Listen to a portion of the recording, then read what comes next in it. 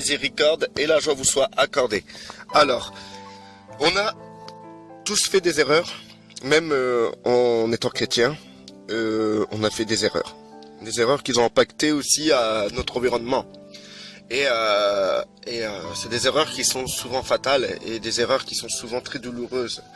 Donc il est clair et tout que on n'échappe pas. Tous nous passons par là.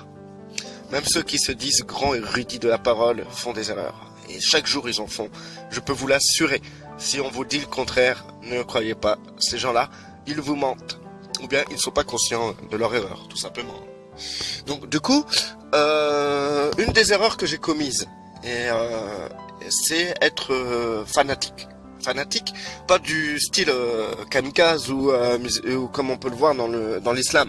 Non, j'étais fanatique tout simplement par rapport à ma manière de me comporter. Donc quel genre de fanatisme? C'est un genre de fanatisme par exemple qui est de comprendre une vérité et de l'imposer aux autres. Ça c'est du fanatisme. Voilà. Donc du coup j'ai fait cette erreur là pendant une bonne période de ma croissance en Christ. Donc au moment où je recevais des tas de révélations, la chose que je faisais, c'est que en fait, j'imposais à mon environnement ces révélations. Par exemple, souvent le fanatisme vient lorsque on comprend c'est quoi la piété en Christ, c'est quoi de ne pas pécher, de ne pas chuter, de rester droit dans le Seigneur. Et quand on vit ça, on a un sentiment de piété assez élevé qui fait que nous pensons être envoyés de Dieu pour pouvoir mettre les gens, recadrer les gens, soi-disant être une sentinelle pour reprendre les gens. Et du coup, partout où j'allais, je pointais du doigt en disant voilà, ça c'est pas bien, ça c'est pas bien, ça c'est pas bien.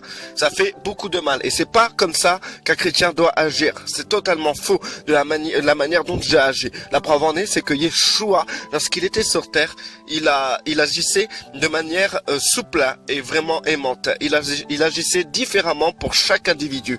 Et il était vraiment ouvert. Et du coup, il pointait pas du doigt les fautes des gens. Il le pouvait, il savait toutes choses. Il avait la plénitude du Saint-Esprit, c'est-à-dire qu'il avait la capacité de voir pleinement les choses. Donc du coup, il le pouvait pointer du doigt. Toi, tu as fait ça, toi, tu as fait ça, toi, tu as fait ça. Et du coup, il ne l'a pas fait. Il ne l'a même pas fait avec Judas. Du coup, il a même laissé le libre choix aux gens de choisir leur chemin, soit le chemin du péché, soit le chemin du salut, sans les juger, sans les écraser. Il a simplement avec amour proposé ces deux chemins. Donc voilà comment un chrétien doit agir. Il ne doit pas imposer sa vision des choses. Voilà. Du coup, ce que je peux rajouter, c'est qu'il faut être prudent. Prudent parce que le savoir, justement, comme il est écrit dans la Bible, la connaissance enfle. Donc pourquoi c'est écrit ainsi, la connaissance enfle? Parce que en fait, plus tu connais, plus tu t'enfles d'orgueil. Parce que tu as le savoir et donc tu vois mieux que les autres. Et donc le fait que tu vois mieux que les autres, tu veux imposer ta vision. Tu veux être un leader. Tu veux être quelqu'un qui amène la solution à chaque fois, au lieu de laisser le Saint-Esprit agir dans les cœurs. Voilà, ce qui ne va pas, ce qui n'est pas correct. Voilà une de mes erreurs que j'ai pu commettre dans ma croissance. Du coup, tous ceux qui m'écoutent et qui ont pu vivre ce genre de situation, surtout ma famille ou les gens qui m'ont entouré, je suis désolé si vous m'écoutez. Je pense que m'avoir déjà excusé, et si je ne me suis pas excusé, je suis désolé d'avoir agi de cette manière-là, parce que cette manière-là n'est pas du Seigneur et je vous demande pardon. Souvent, on voit aussi dans les vidéos des personnes qui sont là, toujours en train de pointer du doigt le péché, les erreurs des autres. Et du coup, ces gens-là sont un peu comme des fanatiques. Pourquoi? Parce qu'en fait, ils vont créer même leurs disciples. Du coup, ils vont pointer du doigt, ça c'est péché, ça c'est péché, ça c'est pas bien, ça c'est pas bien, ça c'est péché, ça c'est pas bien, ça c'est pas bien, ça c'est pas bien. Et tous ceux qui vont écouter ces gens-là et qui vont adhérer et vont réagir de la même manière en disant ça c'est péché partout, et ça va, ça sera comme une épidémie de disciples du c'est pas bien.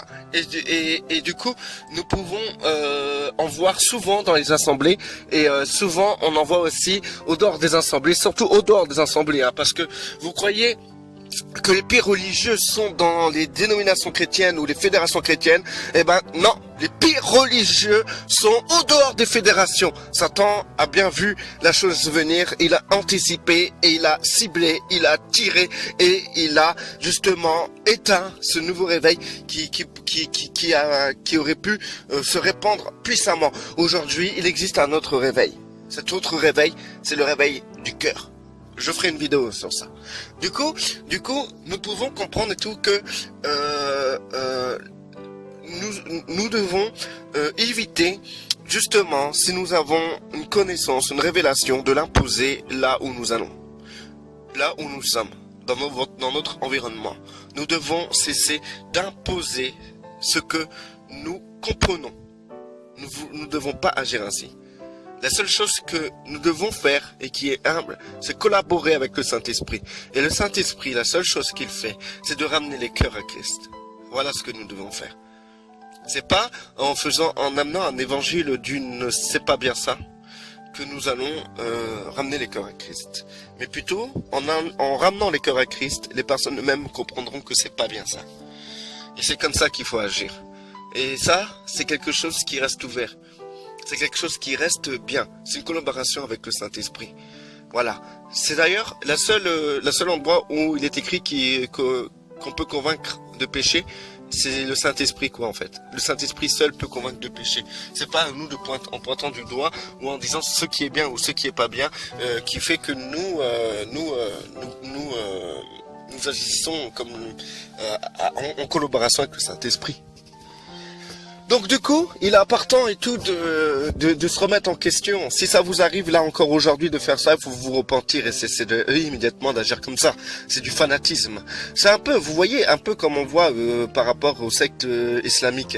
Je parle pas des musulmans. Les musulmans, vraiment, c'est des pères de famille, des mères de famille, mais il y a des fanatiques aussi. Et ces fanatiques, c'est ceux qui vont prendre justement le Coran, etc. et qui vont imposer justement cela dans leur environnement, dans leur pays, etc.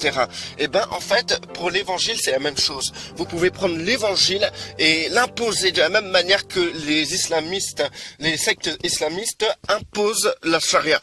Donc du coup vous pouvez imposer une charia évangélique là où vous êtes. Et ça c'est pas bien. Et d'ailleurs ce que je peux vous dire, comme c'est une erreur que j'ai commise déjà, et ben je peux vous dire que cela ne change rien dans votre environnement. Ça les frustre plus qu'autre chose. Et ça peut éteindre même la flamme qui est dans le cœur d'une personne. Et vraiment, si nous sommes auteurs de cela, nous devons nous repentir. Parce que nous agissons contre le Saint-Esprit, contre notre Seigneur, en imposant une charia évangélique. Il faut faire attention à cela. Faisons attention à la manière dont nous imposons les choses. La seule chose que vous pouvez imposer, c'est la présence du Saint-Esprit. La présence du Saint-Esprit. Donc, soyez remplis du Saint-Esprit. Soyez fortifiés et remplis du Saint-Esprit et libérez cet amour, parce que cela se libère dans l'amour.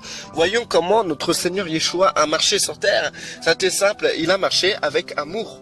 Et c'est comme ça qu'il a libéré le Saint-Esprit. C'est comme ça qu'il allait de lieu en lieu, libérant tous ceux qui sont sous l'emprise du mal. Donc nous avons qu'une seule chose à faire. Marcher de lieu en lieu comme Christ a marché. Avec amour, patience, miséricorde. Et c'est ainsi que nous serons sous l'onction de la grâce, l'onction de la bénédiction. Pas la grâce envers nous, mais envers les autres. L'onction de la miséricorde, l'onction de la bienveillance, l'onction de la force et de la puissance.